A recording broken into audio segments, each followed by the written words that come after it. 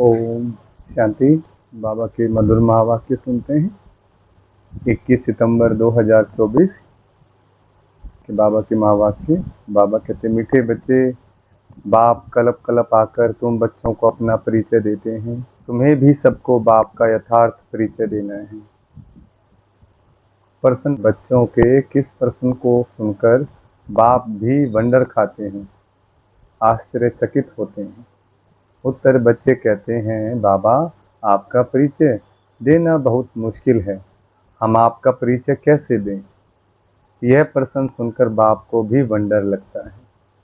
जब तुम्हें बाप ने अपना परिचय दिया है तो तुम भी दूसरों को दे सकते हो। इसमें मुश्किलात की बात ही नहीं, यह तो बहुत सहज है। हम सब आत्माएं निराकार हैं, तो जरूर उनका बाप भी निराकार होगा। ओम शांति। मीठे मीठे रूहानी बच्चे समझते हैं बेहद के बाप पास बैठे हैं, यह भी जानते हैं बेहद का बाप इस रथ पर ही आते हैं। जब बाप दादा कहते हैं, यह तो जानते हैं कि शिव बाबा है और वह इस रथ पर बैठा है, अपना परिचय दे रहे हैं। बच्चे जानते हैं वह बाबा है। बाबा मत देते हैं कि रूहानी बाप को याद करो तो पाप भस्म हो जाएं, जिसको योग अग्नि कहते हैं। अभी तुम बाप को तो पहचानते हो, तो ऐसे कभी थोड़े ही कहेंगे कि बाप का परिचय दूसरों को कैसे दें। दूसरों को भी बेहद के बाप का परिचय दें तो जरूर दे भी सकते हो। परिचय कैसे दें, यह तो प्रश्न ही नहीं उठ सकता है। जैसे तुमने बाप को जाना है, वैसे तुम कह सकते हो कि हम आत्माओं का बाप तो एक ही है, इसमें मूंझने की दरकार ही नहीं रहती। कोई कोई कहते हैं, बाबा आपका परिचय देना बड़ा मुश्किल होता है। अरे बाप का परिचय देना, इसमें तो मुश्किलात की कोई बात ही नहीं। जानवर भी सारे से समझ जाते हैं कि मैं फलाने का बच्चा हूँ। तुम भी जानते हो कि हम आत्माओं का वह बाप है। हम आत्मा अभी इस शरीर में प्रवेश हैं। जैसे बाबा ने समझाया है कि आत्मा अकाल मूर्त है, ऐसे नहीं, उसका कोई रूप नहीं है। बच्चों ने पहचाना है। बिल्कुल सिंपल बात है, आत्माओं का एक ही निराकार बाप है। हम सब आत्माएं भाई भाई हैं, बाप की संतान हैं। बाप से हमको वर्षा मिलता है, यह भी जानते हैं।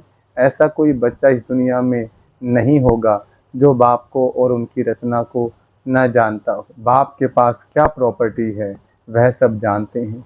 यह है ही आत्मा और परमात्मा का मेला। यह कल्याणकारी मेला है। बाप है ही कल्याणकारी, बहुत कल्याण करते हैं। बाप को पहचानने से समझते हो बेहद के बाप से हमको बेहद का वर्षा मिलता है। वह जो सन्यासी गुरु होते हैं, उनके शिष्यों को गुरु के वर्षे का मालूम नहीं रहता है। गुरु के पास क्या मिल्कियत है, यह कोई शिष्य मुश्किल जानते होंगे। तुम्हारी बुद्धि में तो है वह शिव बाबा है, मिल्कियत भी बाबा के पास होती है। बच्चे जानते हैं बेहद के बाप के पास मिल्कियत है, विश्व की बादशाही, स्वर्ग। यह बातें सिवाय तुम बच्चों के और कोई की बुद्धि में नहीं है।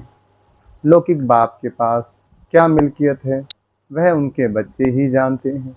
अभी तुम कहेंगे हम जीते जी पारलौकिक बाप के बने हैं, उनसे क्या मिलता है वह भी जानते हैं। हम पहले शूद्र कुल में थे, अभी ब्राह्मण कुल में आ गए हैं। यह नॉलेज है कि बाबा इस ब्रह्मा तन में आते हैं। इनको प्रजापिता ब्रह्मा कहा जाता है। वह शिव तो है सब आत्माओं का फादर। इनको प्रजापिता ब्रह्मा को ग्रेट ग्रेट ग्रैंड फादर कहते हैं। अब हम इनके बच्चे बने हैं। शिव बाबा के लिए तो कहते हैं वह हाजिर हुजूर है, जानी जाननहार है। यह भी अब तुम समझते हो कि वह कैसे रचना के आदि मध्य अंत की नॉलेज देते हैं। वह सब आत्माओं का बाप है। उनको नाम रूप से न्यारा कहना तो झूठ है। उनका नाम रूप भी याद है, रात्रि भी मनाते हैं। जयंती तो मनुष्यों की होती है। शिव बाबा की रात्रि कहेंगे, बच्चे समझते हैं रात्रि किसको कहा जाता है। रात में घोर अंधियारा हो जाता है, अज्ञान अंधियारा है ना। ज्ञान सूर्य प्रगटा अज्ञान अंधेर विनाश, अभी भी गाते हैं परंतु अर्थ कुछ भी नहीं समझते। सूर्य कौन है, कब प्रगटा, कुछ नहीं समझते। बाप समझाते हैं ज्ञान सूर्य को ज्ञान सागर भी कहा जाता है। बेहद का बाप ज्ञान का सागर है। सन्यासी गुरु गोसाई आदि अपने को शास्त्रों की अथॉरिटी समझते हैं। वह सब हैं भक्ति, बहुत वेद शास्त्र पढ़कर विद्वान होते हैं। तो बाप रूहानी बच्चों को बैठ समझाते हैं। इनको कहा जाता है आत्मा और परमात्मा का मेला। तुम समझते हो बाप इस रथ में आए हुए हैं, इस मिलन को ही मेला कहते हैं। जब हम घर जाते हैं तो वह भी मेला है, वहाँ बाप खुद बैठ पढ़ाते हैं। वह फादर भी है, टीचर भी है। यह एक ही पॉइंट अच्छी रीति धारण करो, भूलो मत। अब बाप तो है निराकार, उनको अपना शरीर नहीं है तो जरूर लेना पड़े। तो खुद कहते हैं मैं प्रकृति का आधार लेता हूँ, नहीं तो बोलूँ कैसे, शरीर बिगड़ तो बोलना होता नहीं। तो बाप इस तन में आते हैं, इनका नाम रखा है ब्रह्मा। हम भी शूद्र से ब्राह्मण बने तो नाम बदलना ही चाहिए। नाम तो तुम्हारे रखे थे परंतु उसमें भी अभी देखो तो कई है ही नहीं, इसलिए ब्राह्मणों की माला नहीं होती। भक्त माला और रुद्र माला गाई हुई है, ब्राह्मणों की माला नहीं होती। विष्णु की माला तो चली आई है। सूक्ष्म वतन में विष्णु को 4 भुजा वाला दिखाया है, 2 भुजा लक्ष्मी की, 2 भुजा नारायण की। बाप समझाते हैं मैं धोबी हूँ, मैं योग बल से तुम आत्माओं को शुद्ध बनाता हूँ, फिर भी तुम विकार में जाकर अपना श्रृंगार ही गवा देते हो। बाप आते हैं सबको शुद्ध बनाने, आत्माओं को आकर सिखलाते हैं। तो सिखलाने वाला जरूर यहाँ चाहिए ना। पुकारते भी हैं आकर पावन बनाओ। कपड़ा भी मैला होता है तो उनको धोकर शुद्ध बनाया जाता है। तुम भी पुकारते हो हे पतित पावन बाबा, आकर पावन बनाओ। आत्मा पावन बने तो शरीर भी पावन मिले। तो पहली पहली मूल बात होती है बाप का परिचय देना।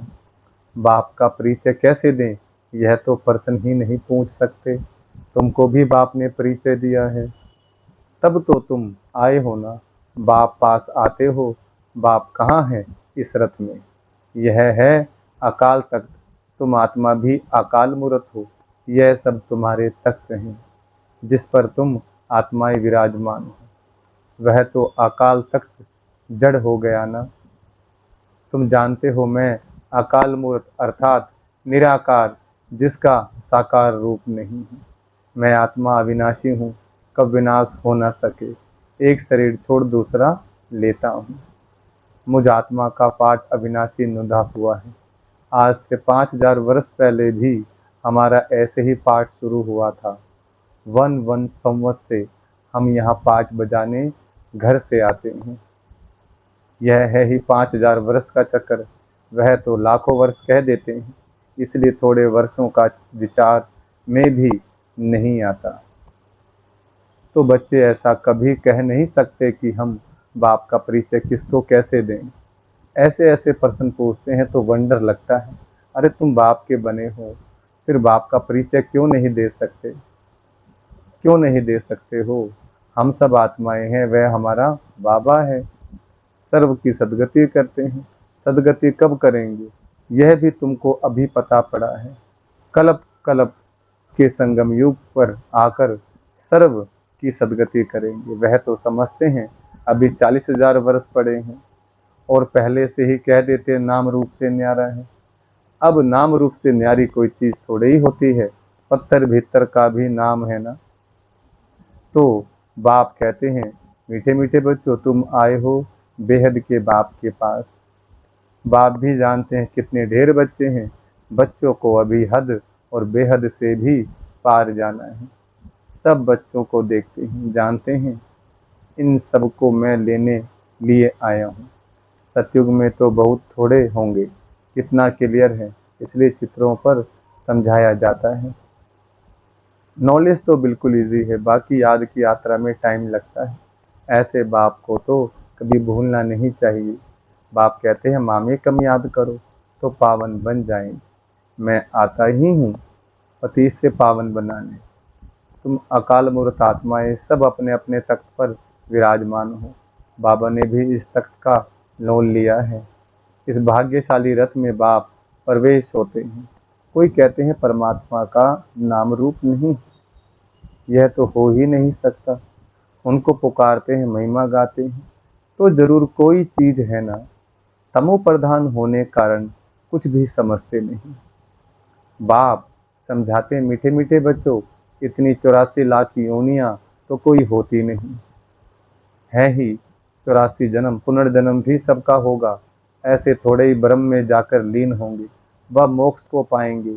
यह तो बना बनाया ड्रामा है, एक भी कम जास्ती नहीं हो सकता।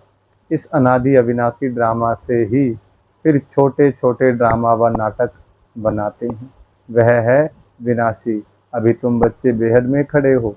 तुम बच्चों को यह नॉलेज मिली हुई है, हमने कैसे 84 जन्म लिए हैं। अभी बाप ने बताया है, आगे किसको पता नहीं था। ऋषि मुनि भी कहते थे हम नहीं जानते। बाप आते ही हैं संगम युग पर, इस पुरानी दुनिया को चेंज करने। ब्रह्मा द्वारा नई दुनिया की स्थापना फिर से करते हैं। वह तो लाखों वर्ष कह देते हैं, कोई बात याद भी ना आ सके। महाप्रलय भी कोई होती नहीं। बाप राजयोग सिखलाते हैं, फिर राजाई तुम पाते हो। इसमें तो संशय की कोई बात ही नहीं। तुम बच्चे जानते हो, पहले नंबर में सबसे प्यारा है बाप, फिर नेक्स्ट प्यारा है श्री कृष्ण। तुम जानते हो श्री कृष्ण है स्वर्ग का पहला प्रिंस, नंबर 1। वही फिर 84 जन्म लेते हैं। उसके ही अंतिम जन्म में मैं प्रवेश करता हूँ। अब तुमको पति से पावन बनना है। पतित पावन बाप ही है। पानी की नदियाँ थोड़े ही पावन कर सकती हैं। यह नदियाँ तो सतयुग में ही होती हैं।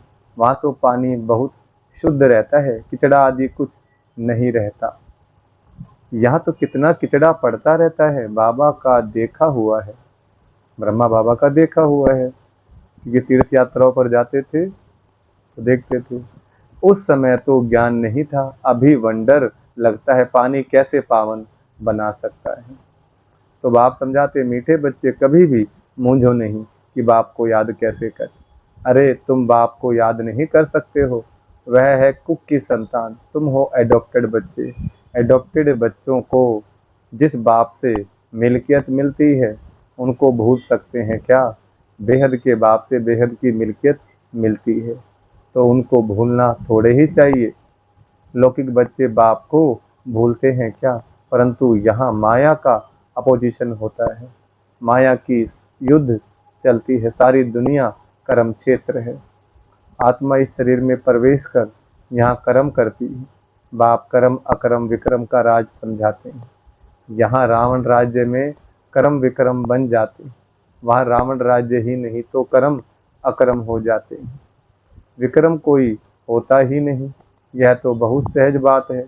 यहाँ रावण राज्य में कर्म विक्रम होते हैं, इसलिए विक्रमों का दंड भोगना पड़ता है। ऐसे थोड़े ही कहेंगे रावण अनादि है। नहीं, आधा कल्प है रावण राज्य, आधा कल्प है राम राज्य। तुम जब देवता थे तो तुम्हारे कर्म अकर्म होते थे। अब यह है नॉलेज। बच्चे बने हो तो फिर पढ़ाई भी पढ़नी है, बस फिर और कोई धंधे आदि का ख्याल भी नहीं आना चाहिए। परंतु गृहस्थ व्यवहार में रहते धंधा आदि भी करने वाले हैं, तो बाप कहते हैं कमल फूल समान रहो। ऐसे देवता तुम बनने वाले हो। वह निशानी विष्णु को दे दी है, क्योंकि तुमको शोभेगा नहीं, उनको शोभता है। वही विष्णु के 2 रूप लक्ष्मी नारायण के बनने वाले हैं। वह है ही अहिंसा परमो देवी देवता धर्म। न कोई विकार की काम कटारी होती, न कोई लड़ाई झगड़ा आदि होता है। तुम डबल अहिंसक बनते हो।